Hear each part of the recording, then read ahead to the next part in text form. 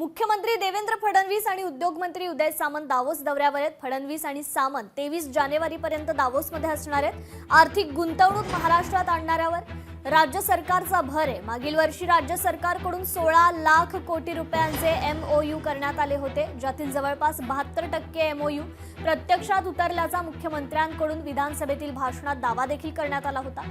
राज्य सरकारकडून यावेळी 16 लाख कोटींहून अधिकच्या MOUचं लक्ष्य असणार आहे।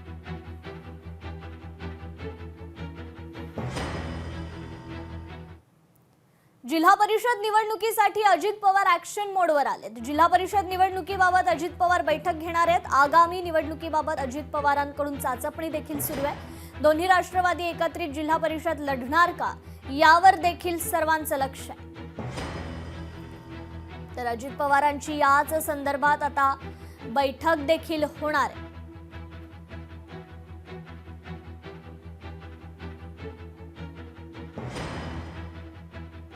जिल्हा परिषद निवडणुकीत बाबत खरं तर अजित पवार बैठक घेणार आहेत।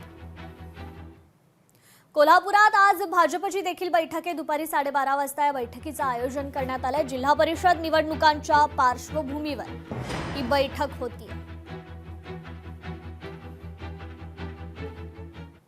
तर जिल्हा परिषद निवडणुकीसाठी काँग्रेसची देखील बैठक आहे। हर्षवर्धन सपकाळ, विजय वडेट्टीवार यांच्या उपस्थितीत ही बैठक होणार आहे। आज सकाळी 11 वाजता ही बैठक पार पडणार आहे। जिल्हा परिषद निवडणुकीच्या पार्श्वभूमीवर आता सर्वच राजकीय पक्ष ॲक्शन मोडवर आल्याचं पाहायला मिळत आहे। बैठक सत्र आता सुरू झालेलं आहे।